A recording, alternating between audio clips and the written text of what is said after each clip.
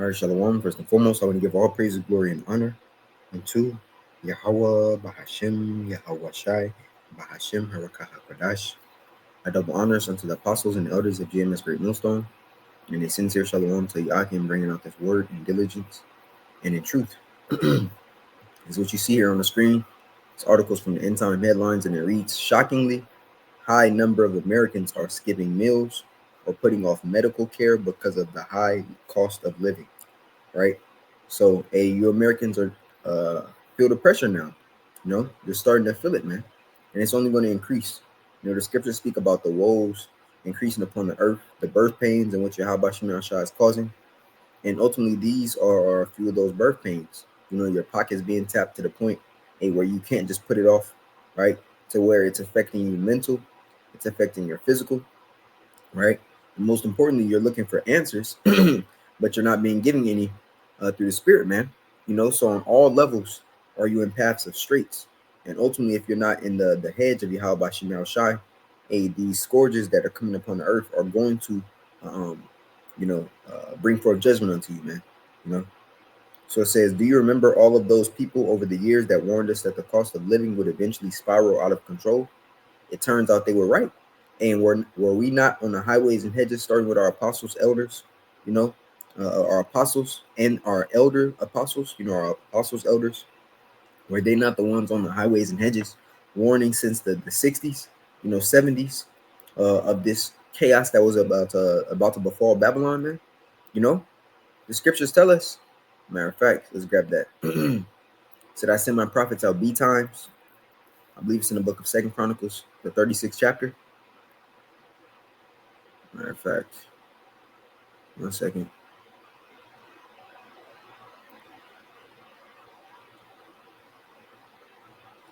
Missed that. It's like the Second Chronicles 36 and 15, and it reads, "And the Lord Yahweh, power of their fathers, sent to them by his messengers." Right? Who are his messengers? The prophets. How do we know? The scripture tells us in the book of Jeremiah 28 and 8, right? Of who those messengers are, man. Matter of fact, we can grab that too. 1 second. Jeremiah 28. This is Jeremiah 28 and 8, and it reads, "The prophets that have been before me and before thee of old prophesied both against many countries, against great kingdoms, of war, of evil, and of pestilence." Right? So the prophets of ancient have returned due to the reincarnation, man. So we're back in the lots in which Yahweh Shema Shai had placed us. Right? So when we go back to Second Chronicles 36 and 6, 36 and 15, Salaki, it says, "And the Lord Yahweh of their fathers sent to them by his messengers, rising up betimes and sending, because he had compassion on his people and on his dwelling place." When you go into that word messengers, it's malak, right? It says messengers, angels, right? Representative, ambassadors. Also a prophet, priest, or teacher. There it is, right? King. So showing you that the prophets or the messengers are the prophets of Yahweh Bashim Yahushua, man. So to go back here, drop this one. This 36 and 16, it says, "But they mocked the messengers of Yahweh Bahashem Yahweh Shai, and despised his words, and misused his prophets until the wrath of the Lord rose up against his people, till there was no remedy." And this is what you're seeing. You're seeing a state of remediless woes, man. No one to turn back, what's actually happening. Matter of fact, that's the spirit, right? It's coming from the book of Second Esdras 16. It's like I do gotta grab Second Esdras 16. This is Second Esdras 6. 1 second. Because we spoke about turning back the woes. This is Second Esdras 16, verse. I'm gonna start here at 5. It says, "Plagues are sent unto you, and we understand that economic depressions, woes, famines, pestilence, great evils, are all plagues, sent from Yahweh Shemel Shai. Scourges. It says, plagues are sent unto you, and what is he that may drive them away? May any man drive away a hungry lion in the wood? Or may any one quench the fire in stubble when it hath begun to burn? May one turn again the arrow that is shot of a strong archer? The mighty Lord sendeth the plagues, and who is he that can drive them away? A fire shall go forth from his wrath, and who is he that may quench it? But that was the point. The Lord sendeth the plagues, and who is he that can drive them away? Showing you that a man has no power. It's all being done and orchestrated by Yahweh Bahashem Yahweh Shai. So to go back here in the article, it says it turns out they were right. And of course we were right, because we're coming right out the book, man. Hey, the Most High is not a man that he should lie, right? It says our leaders flooded the system with trillions upon trillions of new dollars. Now we have a real life nightmare on our hands. The value of the US dollar is tanked. The price of silver is up more than 100% in 2025. And we're in the midst of a horrifying cost of living crisis that never seems to end. In particular, food prices have become exceptionally painful, and this is hitting those on the low end of the economic spectrum really hard. Right now, I've done a lesson basically saying that majority of the individuals, I believe it was 51% of America,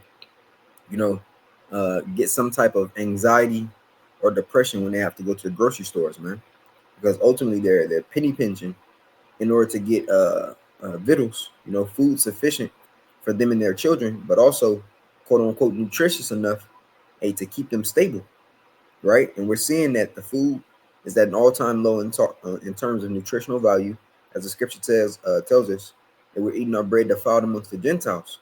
So you're eating poison, and it's costing an arm and a leg for the poison. They're giving you stringflation and inflation prices, right? And it's still not enough. Regardless of how much you make, you're still fighting, just to make ends meet. You're going to work just to pay bills, right? So this shows you really the filth of America, man. See, everybody thinks that this land was, the land of milk and honey, the land of opportunities. But you're really seeing what was under that skirt of that whore. And it was pure just gangrene, man. Right? It says the Century Foundation just conducted a survey that came up with some absolutely stunning results. According to that survey, 34% of U.S. registered voters have skipped a meal in order to save money. Right? That's a third, man. So what happens when that third have to skip more than one meal, or have to skip 3 days worth of eating? That's when it's going to get crazy within your streets. It says, and 29% of U.S. registered voters have delayed or skipped medical care over the past year. That's another third. It says 29% of registered voters said they delayed or skipped medical care over the past year, including 49% of voters under 30 years old, 37. Well, shit, that consists 30. It's like a 69% of Jake, man. Right, 37% of Northern Kingdom, 32% of Southern Kingdom. It says 24% said they delayed or skipped buying medicine. 64% said they switched to cheaper groceries or cut back. Hey, that's damn near 2/3, right? Including 79% of voters under 30, 74% of black voters, 72% of women. Ooh, that hurts right there, right? Right? Because here it is, these women have had the edge, in society for the longest, right? They've received benefits of the Lord, as the scripture says, which it speaks about all the nation of Israel, have received benefits and have not known me. Hey, but women have had a different type of how can you say it, pedestal, right? That's just more and more statistics. Here we go. 48% of poll respondents said they tapped into savings to meet daily expenses. That's 50%.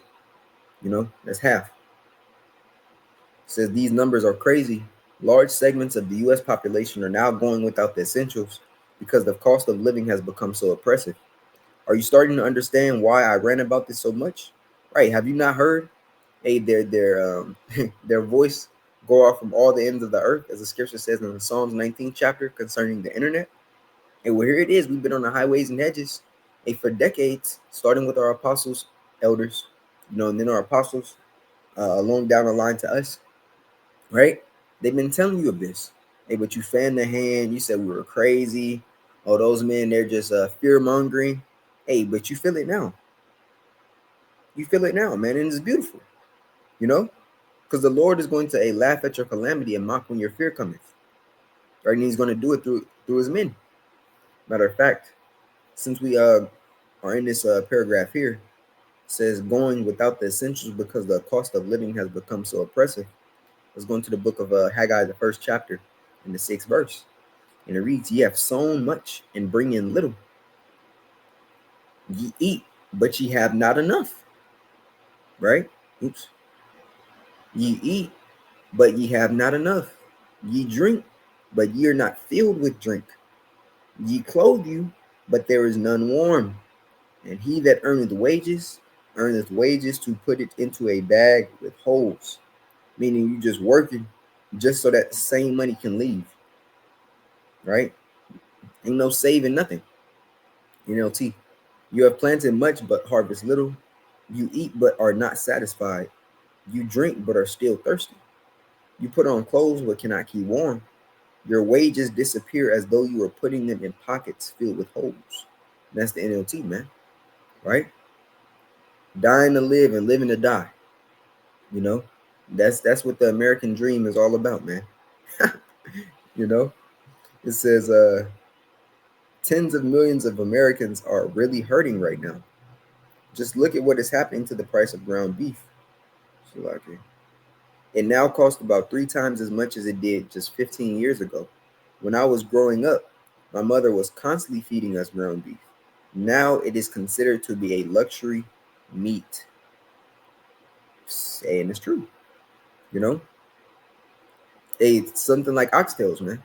You know, that was a cut of meat that was given unto Jake, you know, because it was least desired. You know, it took forever to cook. You know, they seen it as a trash cut of meat. Now you take a look at oxtails, hey, you close your eyes as soon as you look at the price, man. You know, 4 oxtails will cost you around you $25 to $30. You know, a pound, and you $22 a pound. You know, 26 up to $26 a pound, maybe in some places. Let's look at it.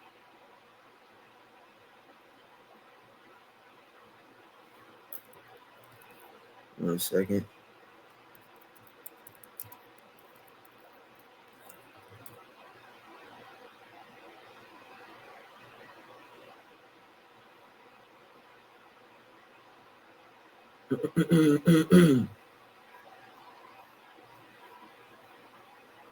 One second.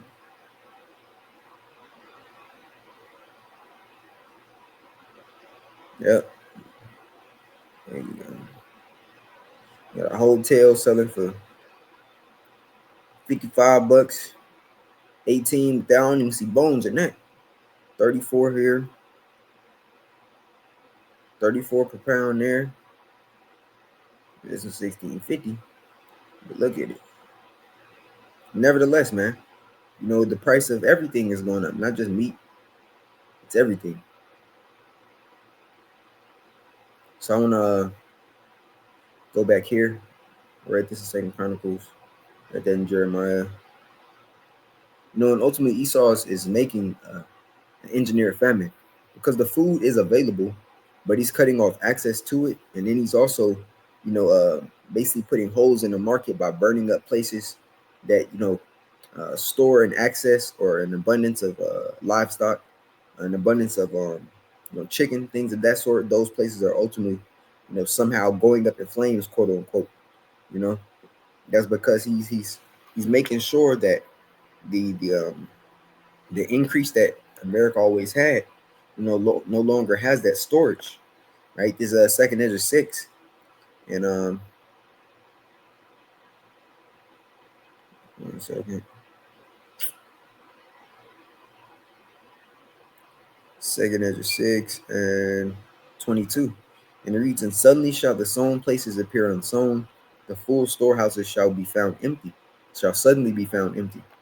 Right? You're seeing stores take longer to stock up goods.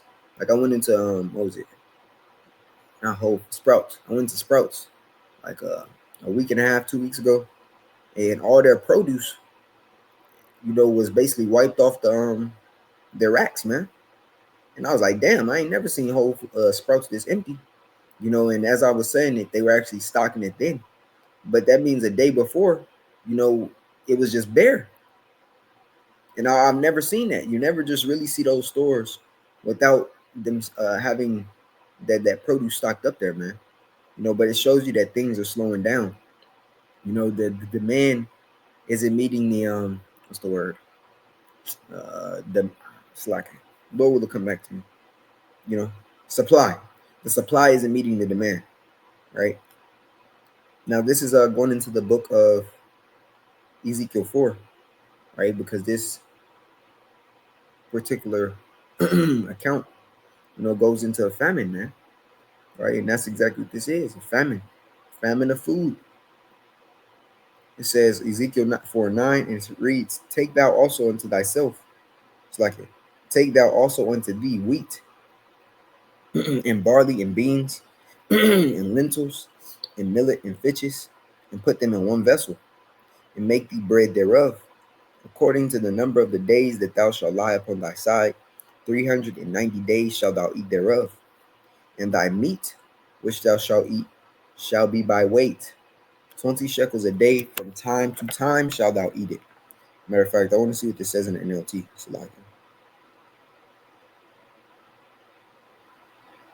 Here we go. It says 9:49. "Now go and get some wheat, barley, beans, lentils, millet, and emmer wheat, and mix them together in a storage jar. Use them to make bread for yourself during the 390 days you will be lying on your side.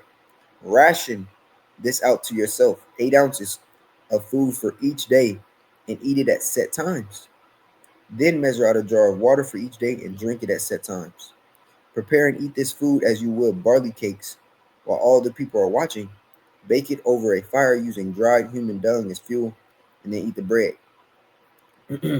Now we understand that it was cow dung at the end when you read the rest of the account, but nevertheless, this is rationing, man. Matter of fact, 4:16 says, "Then he told me, Son of man, I will make food very scarce in Jerusalem.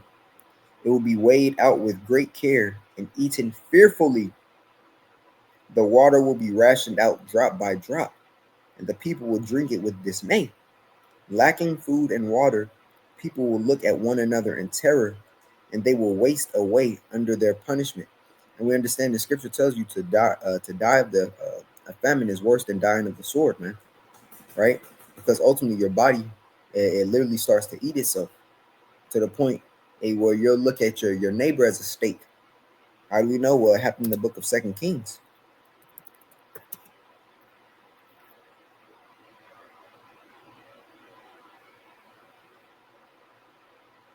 Here we go. 2 Kings 6. I want to read this in NLT. Or also, you can go into the book of Lamentations. When it speaks about the hands of the pitiful women have saddened their children. They have treated them as meat. And that's literal. Sad means to boil, man.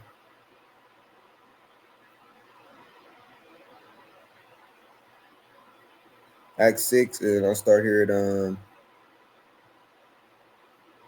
so I said Act 6, so like 2 Kings 6.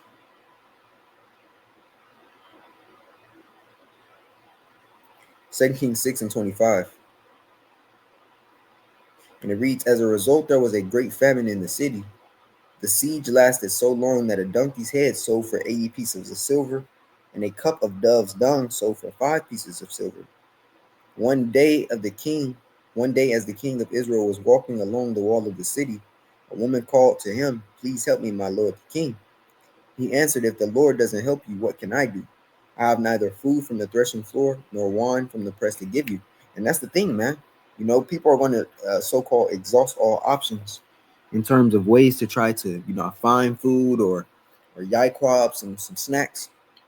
Hey, but if the Lord isn't with you, man, all of those different ways you think gonna work are gonna fail, right? That's why the scriptures say, "He that abideth in the shadow of the Almighty," or it's like he that I'll grab that. It's in the book of Psalms, the 91st chapter.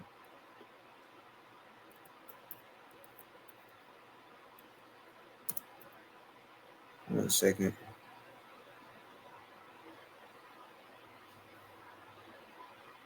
Let me grab another precept out of the book of Job to support the point.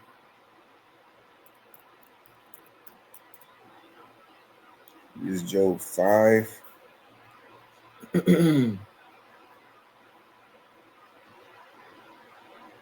Yeah.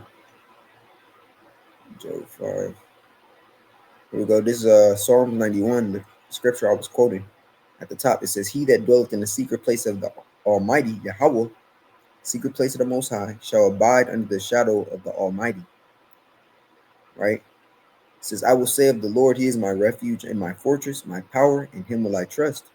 Surely He shall deliver thee from the snare of the fowler and from the noisome pestilence, man.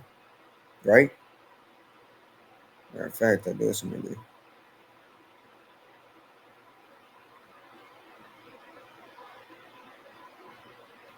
Psalms 91 and 10. I'm starting 9. It says, Because thou hast made the Lord Yahweh, which is my refuge, even the Most High thy habitation, there shall no evil befall thee, neither shall any plague come nigh thy dwelling. Right? The Lord is going to watch over his men in the times of this chaos, in the time of this famine. Right? So I'm going to read this in 2 Kings, then I'm going to close it out in the book of Job 5. It reads 6 and 26. He answered, If the Lord doesn't help you, what can I do? This is the NLT. I have neither food from the threshing floor.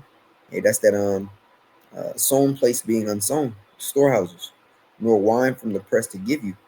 But then the king asked, What is the matter? She replied, This woman said to me, Come on, let's eat your son today. Then we will eat my son tomorrow. And that's physically. That's not this is not parabolic. You know? It says, So we cooked my son and ate him. Then the next day I said to her, Kill your son so we can eat him. But she has hidden her son. When the king heard this, he tore his clothes in despair. And as the king walked along the wall, the people could see that he was wearing burlap, representing mourning, right? Under his robe, next to his skin, right? That burlap is it's another word for it, man. Gotta get the word for it. Sackcloth. You call Lord now Bashim Ashai. And this is the book of Job 5. Hey, because the men of Yahweh Shema Shai, don't worry about something as minor as famine, right? And it sounds funny calling it minor because we understand, people physically die from not eating, but this is a minor thing for us, man. Yahweh Shema Shai can have it to where you don't even get the urge of feeling hungry in these days, right? Did not a raven feed Elijah twice a day with meat and bread? Did not Daniel feed us like it? Did not Habakkuk feed Daniel in the lion's den? Right? So don't worry about eating, man. Just store up your treasures in heaven and eat the word. Right? That's why Yahweh Shai said, I have water that ye shall never thirst again. Right? The importance of diving into this word, wisdom and knowledge being the stability of thy times and the strength of salvation, man. That's what it's about. Please the Lord, and he's going to watch over you. Job 5 and 19. He shall deliver thee in 6 troubles, yea, in 7 there shall no evil touch thee. In famine he shall redeem thee from death, and in war from the power of the sword. Thou shalt be hid from the scourge of the tongue, neither shalt thou be afraid of destruction when it cometh. At famine, at destruction and famine thou shalt laugh, neither shalt thou be afraid of the beasts of the earth. Say, hey, we have nothing to worry about, man. Just continuously please Yahweh Shemal Shine, stay in the spirit, man. That's the plan for us, and the Lord is going to do the rest. All the little details, hey, throw those out, man. Don't allow your mind to be burdened with, what am I doing that day? The Lord is going to direct you on what to do in that day, right? So that's the point. Lord willing, this lesson was edifying unto the body. And I give all praise, glory, and honor unto Yahweh, Bahashem, Yahweh Shai, Bahashem, Harakah HaKodash, and double honors unto the apostles and elders of JMS Great Millstone, and a sincere shalom to Yaki in bringing out this word in diligence and in truth. Shalom.